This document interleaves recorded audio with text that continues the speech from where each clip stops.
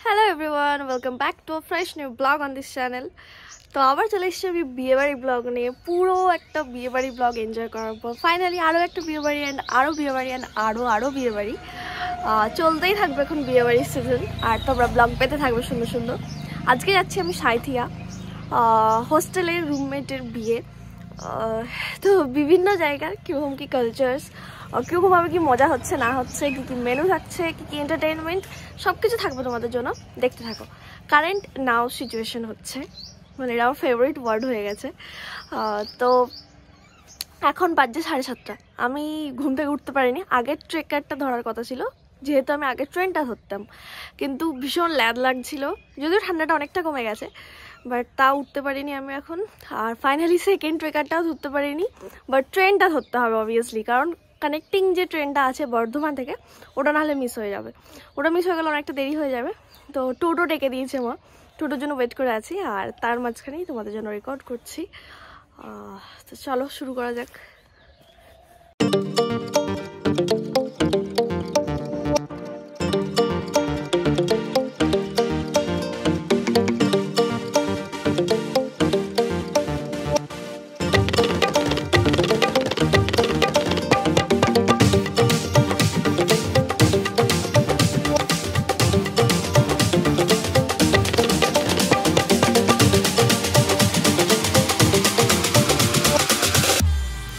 Finally আমি সাঁইথিয়া স্টেশনে নেমে গেছি। এখানে ভাই আমার ব্যাগ বয়ে নিয়ে যাচ্ছে। আমার সাথে যে কি হয়েছে আমার এই পাটা দেখে তোমরা হয়তো আইডিয়া করতে পারবে।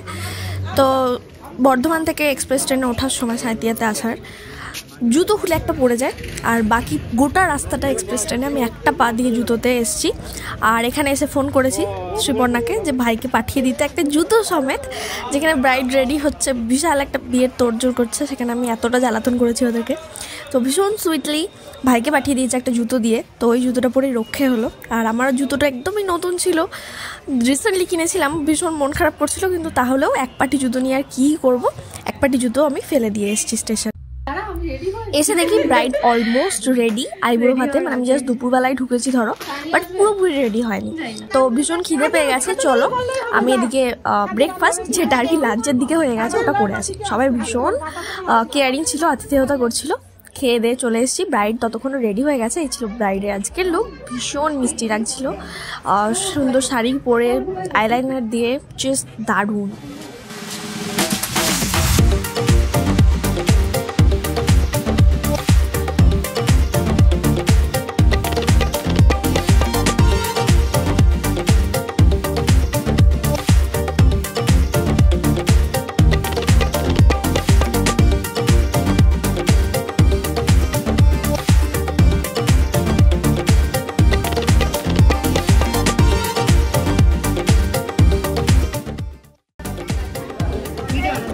একটু আগে থেকে আইবুড়ো ভাত ছিল আজকে, মানে বিয়ের আগের দিন আমি এসেছি।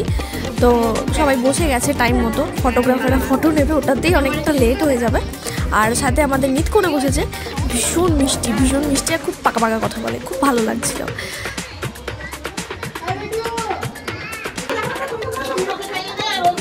সব ফটো নেবার পর, সবাই মিলে এনজয় করার পর ফাইনালি দুজনেরই মা বসে গেছে পাশে। মানে নিত করে তো মানা যায়, বাট ব্রাইডেরও নেলস ডান ছিল, তার জন্য মাকে খাইয়ে দিতে হচ্ছে। আর মোমেন্টটা ভীষণ মিষ্টি ছিল, মানে লাস্ট বার যেটাকে বলে আইবুড়ো ভাত, যেটা স্পেশাল ভীষণ। মায়ের হাত থেকে খাওয়া মানে আরও বেশি স্পেশাল হয়ে যাওয়া। ব্রাইডের খেয়ে করতে করতে আমরা চলে এসেছি বন্ধুরা, মানে শ্রীপর্ণার বন্ধুদেরকে আমি মানে আমরা সবাই মিলেছিলাম একসাথে। আর আজকে দুপুরে কী কী ছিল চলো একবার করে দেখে নাও।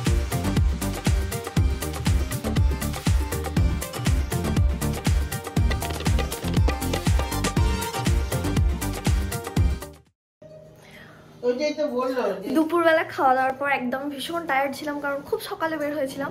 তারপর একটুখানি রেস্ট নিয়ে এখন আমি ফুললি এনার্জাইজড হয়ে গেছি। এখন হচ্ছে মেহেন্দি টাইম, ফুললি রেডি হয়ে গেছি, হালকা একটুখানি কার্ল করেছি। আর কেউ লাগছিল একটু কমেন্ট করো। বেশি কিছু না, জাস্ট ঘরের মধ্যেই বিভিন্ন ছোটোখাটো রিচুয়ালসগুলো হচ্ছে। আর কালকে হবে মেন বিল্ডিংয়ে হবে, তো তখন দেখা যাবে। চলো এখন দেখে নিচ্ছি মেহেন্দিতে কীরকম কী হচ্ছে না হচ্ছে। চলো।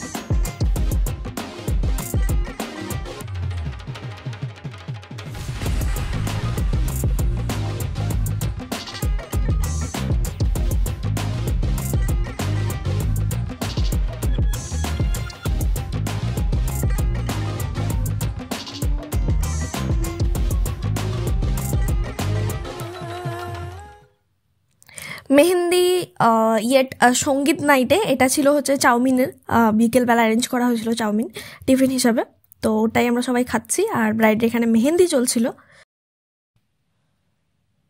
পিসিমণি ভীষণ সুইট ছিল আর খালি বলছিল তুমি ব্লগ করছো তো আমাকেও নাও, তো বাস একটা মোমেন্ট।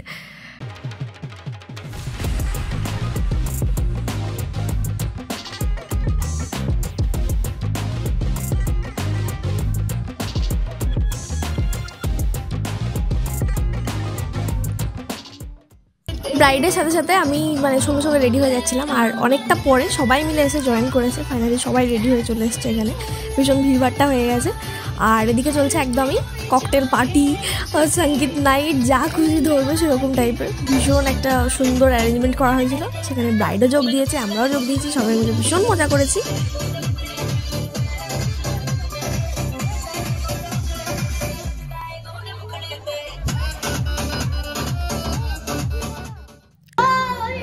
আজকে রাতের ব্যবস্থাটা রাতে বাড়ির একদম উপরে ছাদে করা হয়েছিল। খাওয়া দাওয়া এখানে শুরু হয়ে গেছে, দেখতেই পাচ্ছ সমস্ত তোড়জোড়, রান্নাবাড়ি সব পাশেই চলছে। আর এদিকে যখন সবাই খাওয়ার দিকে এক এক করে যেতে থেকেছে তখন ফাঁকা হয়ে গেছে ঘরটা, তখনই ফটোশ্যুটের জন্য চলে এসেছে ব্রাইড। আর আমি সাথে সাথে দেখছিলাম কীরকমভাবে কী হয়। মেক মাই ওয়েডিং থেকে ফটোশ্যুট হচ্ছিল, ভীষণ সুন্দর কোয়ালিটি, ভীষণ সুন্দর অ্যারেঞ্জমেন্ট। আমি দেখছিলাম যে পারফেক্ট হচ্ছে কিনা। আমি ব্রাইডকে বলছিলাম এরকম পোজ দে, যেটা কাজ আমার আর কি। তো বাস এই চলছিল। ফাইনালি সব কিছু মিটে যেতে ব্রাইডের সাথে বাড়ির লোকের সাথে আমি চলে এসেছি উপরে সবার সাথে খেতে। এখন আমরা খাবো। আর এই স্টেশনের জায়গাটা ভীষণ সুন্দর লাগছিল রাতের বেলা। ওকে চলো, রাতের বেলা শেষ হতে পরদিন সকালবেলা গায়ে হলুদে চলে এসেছি। ব্রাইড রেডি হয়ে গেছে, আমিও রেডি হয়ে গেছি, গাড়িতে চেপে পড়েছি। এই ছিল কিছুটা আমার লুকটা ফাইনালি আর একটু দিচ্ছি ডিটেলসে। এখানে একটা ঘর পেয়ে গেছিলাম আমরা, ছুটি লজ বইতে এনলিস্ট করা আছে, সেটাতেই গায়ে হলুদের জন্য সমস্ত ব্যবস্থা করা হয়েছিল। আর ব্রাইডকে যে রুমটা দেওয়া হয়েছিল ওখানে একটা বড় আয়না ছিল, ওখানেই আমি ভালো মতো ছবি তুলে তোমাদেরকে দেখাতে পারবো বিভিন্ন রকম। আর ব্রাইডকেও এখানে মিষ্টি লাগছিল, ভীষণ সুন্দর সেজে গুজে ব্রাইডও রেডি হয়ে গেছিলো।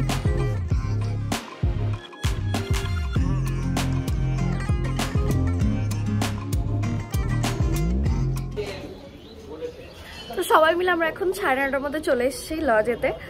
বাইরের এন্ট্রান্স লাইটিং হওয়ার পর রাতের বেলা দেখাবো পুরোটা, বাট কীরকমভাবে কি ব্যবস্থা টুকিটাকি শুরু হয়েছে ওইগুলো একটু ঘুরে দেখিয়ে দিই।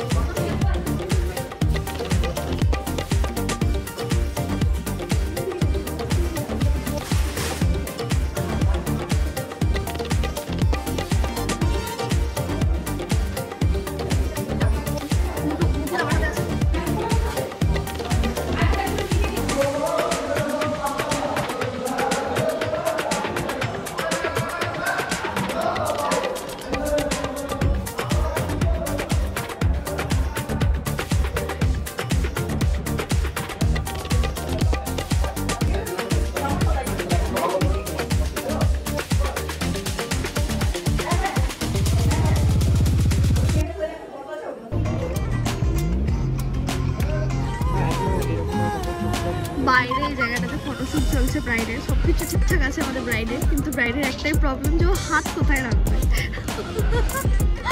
হাত নিয়ে ভীষণ প্রবলেম।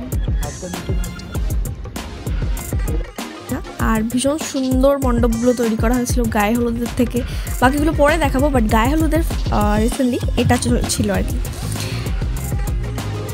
তারপরে গায়ে হলুদে বসে যায়, যে স্টেজটা তৈরি করা হয়েছিল ওটাতে নয় নিচে, তারপর ফটোশুটিংয়ের জন্য ওখানে উঠে বসবে ব্রাইড।